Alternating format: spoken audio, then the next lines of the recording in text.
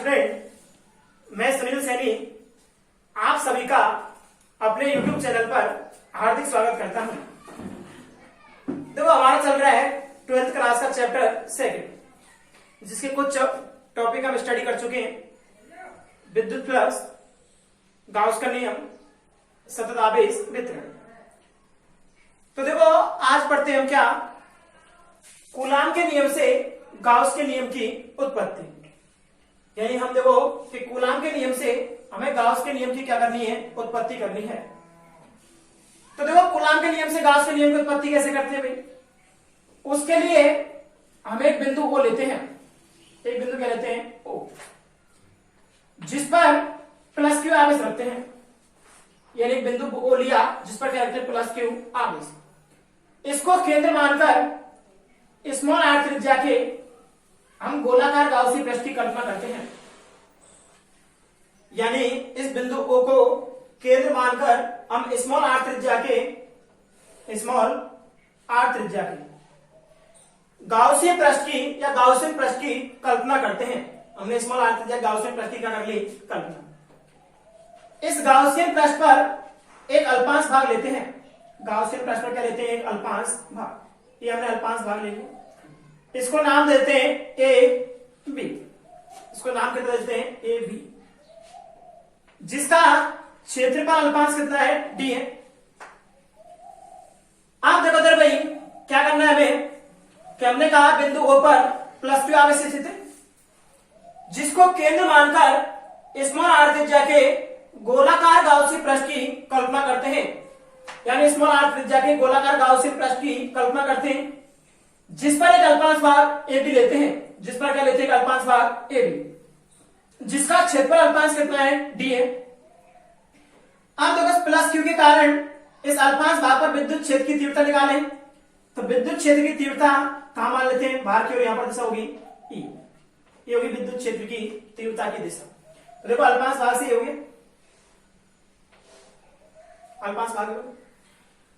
आप देखो, इसके कारण क्या करनी भाई, गाउस के नियम की उत्पत्ति करनी। तो देखो, इसकी भाषा कैसे लिखते हैं कि चित्र अनुसार बिंदु O पर प्लस क्यू आवेश स्थित है। चित्र अनुसार बिंदु O पर प्लस क्यू आवेश स्थित है, जिसको केंद्र मानकर स्मॉल r त्रिज्या के गोलाकार गाउसियन पृष्ठ की कल्पना करते हैं। गोलाकार गाउसियन पृष्ठ की क्या करते हैं, कल्पना, जिस पर एक अल्पांश भाग ए बी लेते हैं, जिसका अल्पांश क्षेत्रफल डी है तथा विद्युत क्षेत्र की तीव्रता कितनी है, ई वेक्टर है। आप देखो, यहां पर हमने बिंदु P मान लिया। अब क्या करें, इस अल्पांश भाग के कारण विद्युत क्षेत्र की तीव्रता या गाउस के नियम से हम क्या निकालेंगे, विद्युत क्षेत्र की तीव्रता। तो देखो, अल्पांश भाग के लिए या अल्पांश भाग से निर्गत विद्युत फ्लक्स,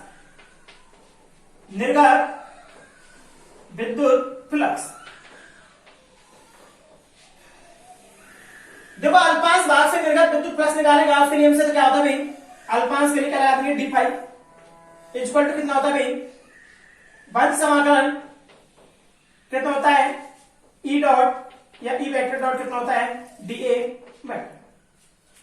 हम गाउस के नियम में पढ़ चुके पहले कि अल्पांश भाग से निर्गत विद्युत फ्लक्स का फॉर्मूला क्या होता है, d phi equal to E vector dot कितना होता है, डी ए वेक्टर। डॉट को हटाते हैं, क्या आता है, कॉस थीटा। फिर डॉट क्या है, अदिश गुणनफल। तो ई वेक्टर कितना हो जाएगा, ई वेक्टर कितना हो जाएगा, E D A cos theta. Dot को हटाया, अदिश गुणनफल कर दिया, तो क्या आ गया, E D A cos theta. ये क्या आ गया भाई, अल्पांश भाग के कारण क्या निकल गया, विद्युत फ्लक्स। अब देखो, यहाँ पर थीटा कोण किसके बीच में कोण है, ई और डी ए के बीच में। तो यहां पर देखते हैं ई और डी ए दोनों क्या है, अनुदिश है। चूंकि ई व डी ए अनुदिश है, ई एफ डी ए अनुदिश है। तो देखो, जब ई व डी ए अनुदिश है तो क्या होगा, थीटा बराबर कितना होगा, 0 डिग्री। थीटा बराबर कितना हो जाएगा, 0 डिग्री। यानी दोनों एक ही दिशा में, तो थीटा का मान कितना हो जाएगा, 0। अब थीटा का मान देखो 0 हो गया, तो 0 वैल्यू पुट करते हैं।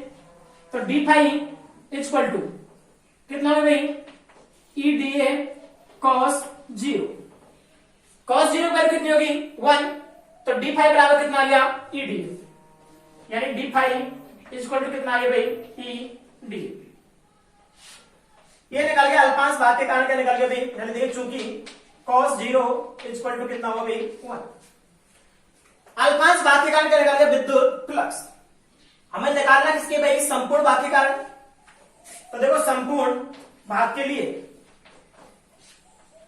संपूर्ण भाग के लिए देखो संपूर्ण भाग के लिए क्या करते थे भाई, इसका समाकलन, समाकलन करते हैं इसका, कितना हो जाएगा डी फाइव इक्वल टू, इधर भी इंटीग्रेशन कर देते हैं, कितना हो भाई ई डी। डी फाइव का इंटीग्रेशन कितना हो गया भाई 5 इक्वल टू, देखो ई को बाहर निकाल लेते हैं, विद्युत क्षेत्र की तीव्रता है, कितना कर देंगे डी। देखो डी क्या है, इस अल्पांश क्षेत्रफल का, या अल्पांश भाग का क्या है क्षेत्रफल, अल्पांश है, इस अल्पांश क्षेत्र का क्या है क्षेत्रफल। इंटीग्रेशन लग रहा है इसका मतलब संपूर्ण क्षेत्रफल। हमने गोला का प्रश्न माना और गोले का संपूर्ण प्रश्न क्षेत्रफल कितना होता है 4 पाई आर स्क्वायर, कितना जाएगा गोले का क्षेत्रफल 4 पाई आर स्क्वायर। तो 5 इक्वल टू कितना हो जाएगा ई, ब्रैकेट में क्या कर देते हैं 4 पाई आर स्क्वायर, साइड में देंगे चूंकि इंटीग्रेशन डी इक्वल टू कितना हो जाएगा 4 पाई आर स्क्वायर। ये निकल गया 5, समीकरण दे देंगे किसने इसको फर्स्ट। अब ई क्या है विद्युत क्षेत्र की तीव्रता, यानी प्लस क्यू आवेश के कारण बिंदु पी पर क्या है विद्युत क्षेत्र की तीव्रता। तो देखो प्लस क्यू आवेश के कारण, प्लस क्यू आवेश के कारण बिंदु पी पर विद्युत क्षेत्र, प्लस क्यू आवेश के कारण बिंदु पी पर विद्युत क्षेत्र। तो बिंदुवत आवेश के कारण विद्युत क्षेत्र जानते हैं कितना होता है, E equal to 1/4 pi epsilon naught Q upon कितना होता है R स्क्वायर। यहां लिखते हैं E बराबर के क्यू अपन कितना R स्क्वायर, तो K की जगह कितना रख सकते हैं भाई 1/4 पाई एप्सिलॉन नॉट। इसको देते हैं समीकरण नंबर कितना 6। समीकरण 2 से किसमें समीकरण एक में मान रख देते हैं E का, एक समीकरण 2 से समीकरण 1 में मान रखने, मान रखने। देखो समीकरण 2 से समीकरण 1 में मान रखते हैं तो क्या होगा भाई 5 equal to 1/4 pi epsilon naught Q upon R square into कितना भाई 4 पाई R स्क्वायर। 4 पाई से 4 पाई कैंसिल, R स्क्वायर से R स्क्वायर कैंसिल, क्या हो जाएगा भाई 5 इक्वल टू कितना बच गया Q अपन कितना हो गया भाई एप्सिलॉन नॉट, Q अपन कितना हो गया एप्सिलॉन नॉट। तो देखो ये निकल जाता है अपने पास, ये क्या था गाउस के नियम से विद्युत फ्लक्स निकला। तो देखो अगर इस कूलाम के नियम से गाउस के नियम की उत्पत्ति कैसे हुई, कि जो विद्युत क्षेत्र की तीव्रता निकालते हैं E बराबर 1/4 pi epsilon naught Q upon R square. ये किसके नियम की सहायता से निकालते हैं, कूलाम के नियम की सहायता से, इसलिए ये कूलाम के नियम की सहायता से क्या जाती है गाउस के नियम की उत्पत्ति। देखो दोबारा सुनते हैं कि हमने कूलाम के नियम से गाउस के नियम की उत्पत्ति करने के लिए क्या लिया, एक बिंदु O लिया जिस पर हमने क्या रखा प्लस क्यू आवेश, जिसको केंद्र मानकर हमने स्मॉल r त्रिज्या के एक गोलाकार गाउसियन पृष्ठ की कल्पना की, जिस पर एक अल्पांश भाग किया लिया हमने ए बी, जिसका क्षेत्रफल अल्पांश कितना था dA, और यहां पर बिंदु P था, उसमें विद्युत क्षेत्र की तीव्रता कितनी E। तो सबसे पहले इस अल्पांश भाग से क्या निकालते हैं निर्गत विद्युत फ्लक्स। तो अल्पांश भाग से निर्गत विद्युत फ्लक्स के लिए क्या जाएगा, अल्पांश के लिए d5 equal to E vector dot कितना हो गया dA वेक्टर। देखो यार डॉट क्या आता है अदिश गुणनफल, अदिश गुणनफल डॉट बटाने क्या आता है cos थीटा। तो d5 इक्वल टू कितना आ जाए EDA cos थीटा। यहां पर देखते हैं E व DA दोनों क्या है एक ही दिशा में अनुदिश होते हैं, जब अनुदिश होते हैं एक ही दिशा में होते हैं तो थीटा कोण कितना होगा 0। तो d5 बराबर कितना आ जाए EDA cos theta, cos theta कितना है cos 0, हम जानते हैं cos 0 पर कितना होता है 1। तो d5 इक्वल टू कितना हो जाएगा ED, साइड में दिया है चूंकि cos थीटा इक्वल टू कितना हो गया 1। संपूर्ण भाग के लिए, अब संपूर्ण भाग के निकालने के लिए क्या कर देते हैं भाई इंटीग्रेशन समाकलन कर देते हैं इसका।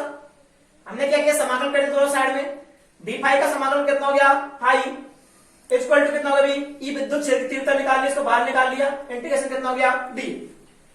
d क्या है अल्पांश भाग का क्षेत्रफल है, तो हमें संपूर्ण का निकालना है। संपूर्ण क्या है गोलाकार, गोले का क्षेत्रफल कितना होगा 4 पाई R स्क्वायर। तो इंटीग्रेशन डी की वैल्यू कितनी होती है 4 पाई आर स्क्वायर। आप देखो यहाँ पर किसकी जरूरत है भाई, ई की। ई क्या है, इस प्लस क्यू आवेश के कारण बिंदु पी पर विद्युत क्षेत्र की तीव्रता। तो हमने लिखा प्लस क्यू आवेश के कारण बिंदु पी पर विद्युत क्षेत्र। ई बराबर कितना हो गया भाई 1/4 pi epsilon naught Q upon R square. क्योंकि हम जानते हैं पहले निकाल चुके फर्स्ट चैप्टर के अंदर कि बिंदुवत आवेश के कारण किसी बिंदु पर विद्युत क्षेत्र की तीव्रता का फॉर्मूला होता है ई बराबर के क्यू अपॉन आर स्क्वायर और के इक्वल टू कितना होता है 1/4 पाई एप्सिलॉन नॉट। तो देखो यहां से हमें समीकरण 2 दिया, समीकरण 2 से ई का मान समीकरण 1 में रख दिया। तो देखो क्या हुआ भाई 1/4 pi epsilon naught Q upon R square into 4 pi R square.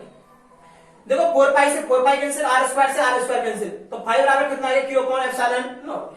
यही पढ़ा था हमने किसमें, गाउस के नियम में, कि देखो गाउस के नियम से क्या होता है कि किसी बंद काल्पनिक पृष्ठ से निर्गत विद्युत फ्लक्स, किसी बंद काल्पनिक पृष्ठ से निर्गत विद्युत फ्लक्स उसके अंदर उपस्थित कुल आवेश तथा बाह्य निर्वात की विद्युतशीलता के अनुपात के बराबर होता है, जिसे हमने क्या कहा गाउस का नियम।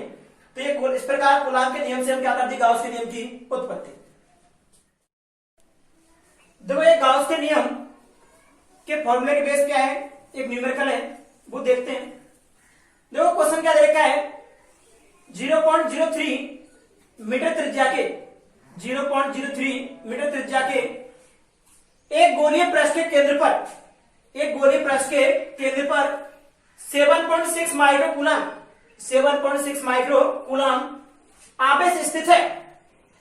गोलीय पृष्ठ से संबद्ध विद्युत फ्लक्स का मान ज्ञात कीजिए। गोलीय पृष्ठ से संबद्ध विद्युत फ्लक्स का मान ज्ञात कीजिए। पृष्ठ की त्रिज्या दुगनी करने पर फ्लक्स के मान में क्या परिवर्तन होगा। देखो हमें देखा रखा भी, तो सबसे पहले लिखते हैं गिवन। गिवन क्या है, देखो त्रिज्या दे रखी है आर बराबर 0.03 मीटर, यानी गोलीय पृष्ठ की त्रिज्या दे रखी है। आगे भाई क्या है, केंद्र पर आवेश दे रखा है कितना, यानी आवेश क्यू बराबर कितना दे रखा है 7.6 माइक्रो कूलाम। इसको कूलाम में चेंज करते हैं, तो माइक्रो कूलाम को कूलाम में चेंज करने के लिए कितने गुणा करते हैं 10⁻⁻⁶। तो गोलीय पृष्ठ से संबंध क्या करता है विद्युत फ्लक्स। तो देखो हम जानते हैं गाउस के नियम से,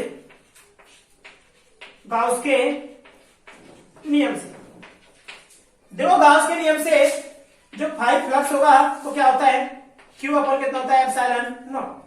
5 बराबर कितना होता है क्यू अपॉन एप्सिलॉन नॉट। तो देखो क्यू का मान ये रहा, एप्सिलॉन नॉट का मान आप जानते हैं कितना होता है। तो देखो वैल्यू रखते हैं 5 equal to Q 7.6 into 10⁻⁶ upon epsilon naught का मान कितना होता है भाई 8.85 इंटू 10⁻⁻ कितना होता है 12। देखो 10⁻⁻ नीचे से 12 ऊपर ले जाते हैं, तो 5 इक्वल टू कितना हो जाएगा भाई 7.6 अपॉन कितना हो जाता है 8.85 इंटू 10⁻, देखो नीचे से 12 ऊपर ले जाएंगे इसमें जाएगी प्लस में, तो माइनस की 6 प्लस की कितनी जाएगी 6, तो कितनी बचेगी प्लस की 6। आप देखो इधर एक गुणा कर लेते हैं तो 7 कितना हो जाएगा 76, तो 5 इक्वल टू 76 अपॉन 8.85 इंटू कितना होगा 10⁵। 10 का गुणा कर दिया इसमें। अब 76 में 8.8 का भाग देते हैं, तो 5 इक्वल टू ये आता है 8.6 इंटू कितना हो जाएगा 10⁵। 10 कितना जाएगा 5। देखो फ्लक्स है, फ्लक्स का मात्रक हम जानते हैं 5 बराबर कितना होता है, देखो formula Q upon epsilon not, ये ऐसे निकाले। फ्लक्स का मात्रक क्या होता है वेबर, फ्लक्स का मात्रक क्या होता है भाई वेबर, या फिर इसका मात्रक क्या ले सकते हैं हम, देखो न्यूटन अपॉन कूलाम इंटू क्या ले सकते हैं metre square, newton upon coulomb into कितना ले सकते हैं मीटर स्क्वायर, क्योंकि 5 बराबर ई डॉट बी होता है, तो क्या हो जाएगा न्यूटन बटे कूलाम इंटू मीटर स्क्वायर। ये निकल गया विद्युत फ्लक्स। देखो गाउस के नियम के ऊपर भाई सेकंड एग्जांपल देखते हैं। देखो क्वेश्चन क्या देखा है, चित्र अनुसार एक बिंदु आवेश Q, चित्र अनुसार चित्र दे रखा है क्वेश्चन में, एक बिंदु आवेश दे रखा है Q अर्धगोलीय पृष्ठ के केंद्र पर स्थित है। देखो अर्धगोलीय, ये अर्धगोला बना लेते हैं, इसका केंद्र कहां होगा भाई मध्य में। यहां पर कितना आवेश स्थित है Q आवेश स्थित है। उसने कहा चित्र अनुसार एक बिंदु आवेश Q एक अर्धगोलीय पृष्ठ के केंद्र पर स्थित है, या अर्धगोलीय ले लिया, उसके केंद्र पर कितना आवेश स्थित है, स्मॉल q। पृष्ठ से पारित कुल विद्युत फ्लक्स ज्ञात कीजिए, यानी इस अर्धगोले से पारित कुल विद्युत फ्लक्स ज्ञात करना है। तो देखो भाई इधर एक चीज याद रखनी हमें, क्या हम गाउस के नियम में जो पृष्ठ से निर्गत विद्युत फ्लक्स ज्ञात करते हैं वो बंद पृष्ठ के अंदर परिबद्ध आवेश पर निर्भर करता है। यानी गाउस के नियम से जो विद्युत फ्लक्स ज्ञात करते हैं वो बंद पृष्ठ के अंदर परिबद्ध आवेश पर क्या करते हैं, निर्भर। इसलिए गाउस के नियम के अनुसार या गाउस के नियम की सम्मति के लिए इस अर्धगोले के समान ही एक अन्य अर्धगोले की क्या करते हैं, कल्पना करते हैं। एक अन्य अर्धगोले की क्या करते हैं, कल्पना। तो देखो इसमें एक लाइन लिख देते हैं कि गाउस के नियम में या गाउस के नियम से विद्युत फ्लक्स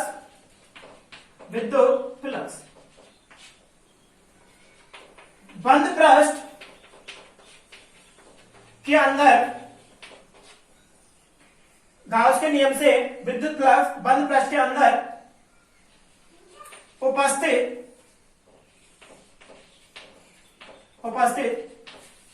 परिबद्ध आवेश पर निर्भर करता है। यानी जो विद्युत फ्लक्स है वो किस पर निर्भर करता है, बंद पृष्ठ के अंदर उपस्थित आवेश पर। इसलिए इसको बंद पृष्ठ करने के लिए क्या करते हैं, इस अर्धगोले के समान एक अन्य अर्धगोले की क्या करते हैं, कल्पना करते हैं। इसलिए इस अर्धगोले के समान इस अर्धगोलीय पृष्ठ के समान एक अन्य पृष्ठ की कल्पना करते हैं, अन्य पृष्ठ की कल्पना करते हैं। हमने क्या किया, एक अन्य अर्धगोले की कल्पना के लिए डॉटेड से दिखा दिया। तो देखो क्या करते हैं भाई, अब फ्लक्स किससे निकालेगा, ये पूरे पृष्ठ के अंदर आवेश कितना हो गया, q। इस पूरे बंद पृष्ठ के अंदर आवेश कितना हो गया भाई, q। तो निकालेंगे, देखो अपने पास संपूर्ण पृष्ठ का मतलब क्या है, दो अर्धगोलीय पृष्ठ, दो अर्धगोलीय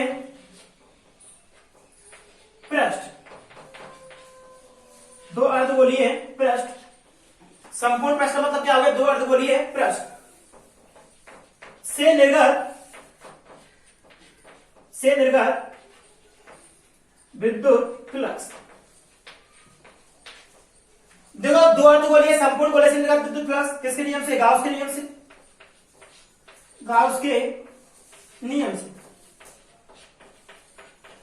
देखो गाउस के नियम से क्या हो जाएगा भाई, फाई इक्वल टू क्यू अपन कितना हो गया, एप्सिलॉन।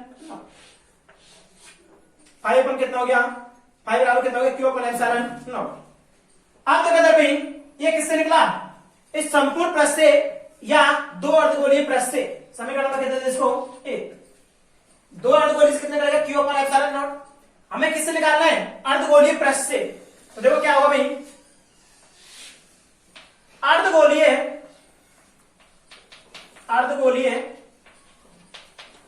पृष्ठ से निर्गत विद्युत फ्लक्स। क्योंकि क्वेश्चन में हमें क्या क्या है, अर्धगोलीय पृष्ठ से निर्गत विद्युत फ्लक्स क्या करना है। तो देखो अपने पास अर्धगोलीय पृष्ठ से निर्गत विद्युत फ्लक्स कितना होगा, इसका आधा कर दे, दो का भाग दे दे, यानी फाई डैश बराबर कितना होगा भाई, 5/2। समीकरण किससे, एक से मान रखने पर। देखो समीकरण एक से मान रख दें तो फाई डैश इक्वल टू कितना जाएगा, फाई का मान कितना है, क्यू अपॉन एप्सिलॉन नॉट कितना जाएगा, फाई बराबर क्यू अपॉन 2 एप्सिलॉन नॉट। तो ये होता है अर्धगोलीय पृष्ठ से निर्गत विद्युत फ्लक्स। समीकरण कितना, 2। देखो क्वेश्चन क्या था कि चित्र अनुसार एक बिंदु आवेश Q एक अर्धगोलीय पृष्ठ के केंद्र पर स्थित है, अर्धगोलीय पृष्ठ के केंद्र पर स्थित है। ये अर्धगोला दे रखा था और इसके पृष्ठ के केंद्र पर क्या दे रखा है भाई, Q आवेश दे रखा है। आगे क्या उसमें पृष्ठ से पारित कुल विद्युत फ्लक्स का मान ज्ञात करना है। यानी इस अर्धगोलीय पृष्ठ से पारित कुल विद्युत फ्लक्स का मान ज्ञात करना है। तो देखो हम गाउस के नियम से जानते हैं कि गाउस के नियम में जो विद्युत फ्लक्स होता है वो बंद पृष्ठ के अंदर परिबद्ध आवेश पर क्या करता है, निर्भर करता है। बंद पृष्ठ के अंदर परिबद्ध आवेश पर क्या करता है, निर्भर। आप देखो से बंद पृष्ठ की सममिति के लिए या फिर अपने पास गाउस के नियम की सममिति के लिए इस अर्धगोले के समान एक अन्य अर्धगोले की क्या करते हैं, कल्पना। हमने अर्धगोले की कल्पना की। तो देखो आप दो अर्धगोले हो गए, ये संपूर्ण पृष्ठ हो गए। तो देखो क्या क्या संपूर्ण पृष्ठ या दो अर्धगोलीय पृष्ठ से निर्गत विद्युत फ्लक्स फाई बराबर कितना होगा, परिबद्ध आवेश कितना भी क्यू अपन कितना हो गया एप्सिलॉन नॉट। अब भाई अर्धगोले से निकालना है, जब संपूर्ण से या दो अर्धगोले से क्यू पर एप्सिलॉन नॉट निकल रहा है तो अर्धगोले से कितना होगा, फाई बाई टू। फाई का मान किससे समीकरण 1 से, तो फाई डैश बराबर कितना हो जाएगा, क्यू अपन 2 एप्सिलॉन नॉट।